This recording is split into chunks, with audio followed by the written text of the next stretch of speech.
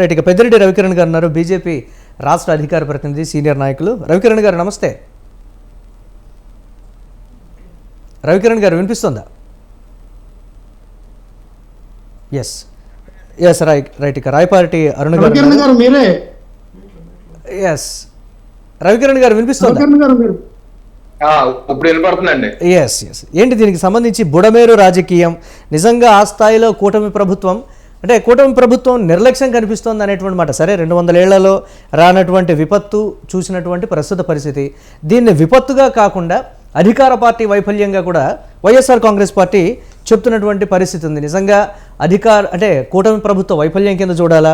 సరే, జరిగిన తరువాత చోటు చేసుకుంటున్నటువంటి పరిణామాలు, సహాయ కార్యక్రమాలకు సంబంధించి ఆ స్థాయిలో నెంబర్లకు తగినటువంటి స్థాయిలో ఇచ్చేటువంటి ఆహార పొట్లాలు కానీ, లేకపోతే వారికి ఇచ్చేటువంటి సహాయక కార్యక్రమాలు కానీ, ఇవన్నీ కూడా ఆ స్థాయిలో ప్రకటించినంత గొప్పగా ఉన్నాయా అనేటువంటి ఒక ప్రశ్నకి, వైఎస్ఆర్ కాంగ్రెస్ పార్టీ ప్రశ్నిస్తున్న ప్రశ్నకి కూటమి ప్రభుత్వం ఏం చెప్తుంది?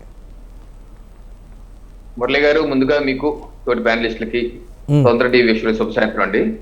దయచేసి మీ పీసీఆర్ గారికి ఒకసారి చెప్పండి, మీ నుంచి మాకు వాయిస్ సరిగ్గా రావట్లేదు. ఇప్పుడు ఓకే, నా వాయిస్ వినిపిస్తోందా? ఇప్పుడు నా వాయిస్ వినిపిస్తోందా? ఇప్పుడు కూడా నేను చెప్తాను, నేను రెక్టిఫై మీ ఛానల్లో ప్లీజ్ నేను రెక్టిఫై చేపిస్తాను. ప్లీజ్ కంటిన్యూ నేను రెక్టిఫై చేపిస్తాను. వినపడుతుంది కానీ మీ నుంచి సరిపోవట్లేదు. ఎస్ ప్లీజ్ నేను రెక్టిఫై చేపిస్తాను. Please continue. ఇప్పుడు సమస్య ఇప్పుడు ఇప్పుడు ఫస్ట్ ఈ సమస్య ఏంటి, ఆ తర్వాత మా రిలీఫ్ ఏంటి అన్నది వస్తాను. ఫస్ట్ దానికి విజయవాడకి బుడమేరు అన్నది దుఃఖదాయని అంటారు. దుఃఖదాయని అంటే సార్ ఆఫ్ విజయవాడ. విజయవాడకి ఎప్పుడు మునిగినా బుడమేరు వల్లే మునిగింది.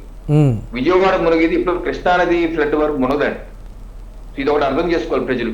చాలా దూర ప్రాంతాల్లో ఉన్న ప్రజలు ఏమనుకుంటున్నారంటే, అది జగన్మోహన్ రెడ్డి గారితో సహా ఏమనుకుంటున్నారంటే, కృష్ణా నదిలో ఫ్లడ్ వచ్చింది కాబట్టి 11 లక్షల క్యూసెక్ వచ్చింది కాబట్టి ఆ ఫ్లడ్ వల్ల బెజవాడ మునిగిపోయింది అనుకుంటున్నారు.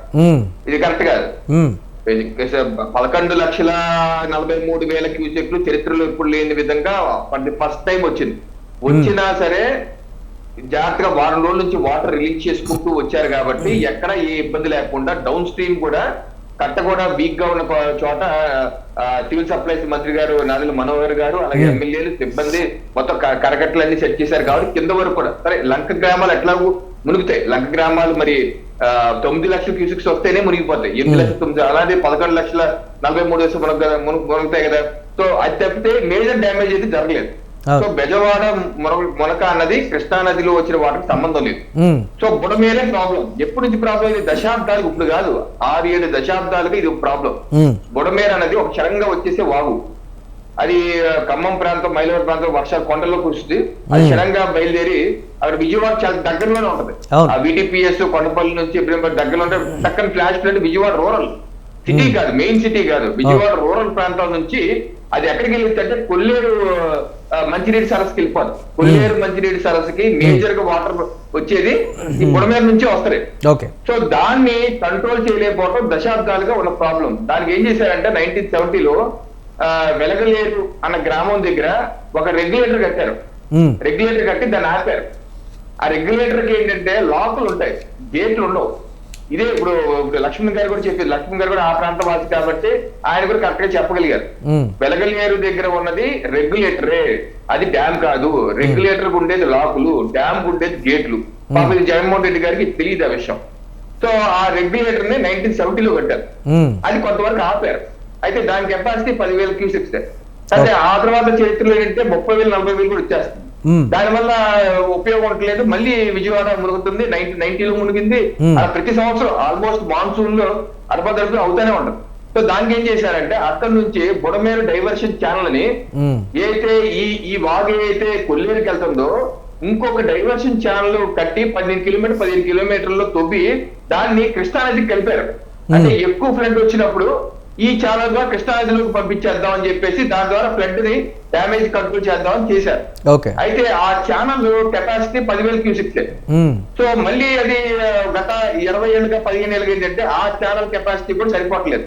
ఎందుకని హెవీ ఫ్లడ్ వచ్చినప్పుడు ఆ 10,000 క్యూసెక్స్ సరిపోక 30,000, 40,000 వచ్చినప్పుడు అది తట్టుకోలేకపోతుంది. అందుకే చంద్రబాబు నాయుడు గారు ఏం చేశారంటే, చంద్రబాబు నాయుడు గారి ప్రభుత్వంలో జీవో నెంబర్ 464 27/2028 జూలై 2, 2018 ఓ జీవో ఇచ్చారు. ఇది బుడమేరు డైవర్షన్ కెనాల్ ఎక్స్పాన్షన్. దీన్ని 10,000 క్యూసెక్స్ ని 37,555 క్యూసెక్స్ పెంచాలి.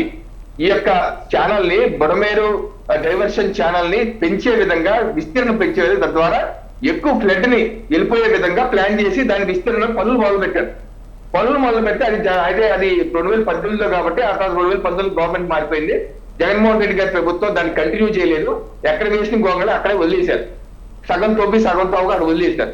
ఇప్పుడు సమస్య ఏమైందంటే ఎప్పుడైతే అక్కడ వాటర్ ఫుల్ వెలగలేని దగ్గర ఫుల్ అయిపోయిందో, ఈ డైవర్షన్ కెనాల్ లో ఎప్పుడైతే 10,000 కన్నా సరే ఎక్కువ 30,000, 20,000 వెళ్ళిపోయిందో, ఆల్రెడీ అండర్ కన్స్ట్రక్షన్ లో ఉంది, సరిగ్గా లేదు కాబట్టి గట్టులు తెగిపోయి అక్కడ నుంచి వాటర్ వచ్చేసింది బయటికి. గట్టులు తెగిపోయి 2-3 చోట్ల గంటలు పడిపోయింది ఆ డైవర్షన్ ఛానల్లో.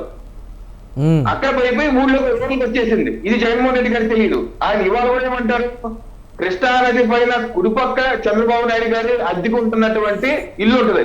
ఆయన సొంత ఇల్లు కాదు, కుడిపక్క ఇది కరకట్ట మీదే ఉంటది. కానీ కరకట్టకి ప్యారల్గా ఉంటది, కరకట్ట కింద ఉండదు. మంచి సత్యనారాయణ రాజు గారి మునిగిపోయింది. ఎందుకు మునిగింది? కరకట్ట కింద 10 అడుగుల కింద ఉంటది.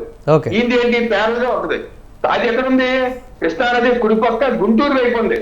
ఈ బుడమేరు ఎక్కడుంది? కృష్ణా నదికి లెఫ్ట్ సైడ్ కొండపల్లి వైపు ఉంది. అక్కడ నుంచి ఇటు వెళ్ళిపోతుంది. సో ఒక్కసారి ఆలోచించండి, ఎడం పక్క ఉన్నటువంటి వాటర్ ఒక కెనల్ లో వచ్చేది 10,000, 20,000 క్యూసెక్స్ వచ్చి కృష్ణా నదిలో కలిసేది. ఆల్రెడీ ఇక్కడ ఒక 9 లక్షల క్యూసెక్స్ వాటర్ కృష్ణా నదిలో ఉంటే, ఈ కృష్ణా నదిలో 9 లక్షల క్యూసెక్స్ దాటి వెళ్ళి చంద్రబాబు నాయుడు ఇల్లు ముంచేస్తారండి. ఏదైనా ఈ 10,000 క్యూసెక్స్ ఏమన్నా మైండ్ సెన్స్ ఏమైనా ఉంటుందండి? ఇదేనా రాజమౌళి గ్రాఫిక్స్ కాదు. ఈ విషయం లక్ష్మణ్ గారికి వచ్చేది చాలా మందికి తెలుసు. అసలు ఇంకో పాయింట్ ఏంటంటే, ఎప్పుడైతే కృష్ణా నదిలో 9 లక్షలు ఆ వాటర్ ఉంటుందో, ఈ బుడమేరు డైవర్షన్ కెనాల్ నుంచి వాటర్ కిందకి వెళ్దు, పైకి వేస్తారు. ఇది కూడా ప్రాబ్లం. అది డౌన్ లో ఉంటేనే వాటర్ కిందకి వెళ్తాయి, అప్ లో ఉంటే వెనక్కి వస్తుంది. ఇది కూడా ప్రాబ్లం. ఈ ప్రాబ్లం వల్ల వెనక్కి వచ్చి గట్లు కొట్టేసింది. అది సమస్య. అలా గట్లు కొట్టేసి వచ్చేసి మునిగిపోతే దాన్ని ఆయన ఏదో చంద్రబాబు నాయుడు ఆయన సొంత లేదు మునిగిపోతుంది. ఏమవుతుందండి, ఆయన సొంత ఏం కాదు కదా, అడ్డుకుంటున్నాడు. అదేదో మునిగిపోతుంది. ఆల్ఫర్డ్ హిచ్కాక్ క్రైమ్ స్టోరీయా అంటే దానికి వైఎస్ఆర్ కాంగ్రెస్ పార్టీ ఈ కామెంట్స్ తో పాటు రవికిరణ్ గారు రవి గారు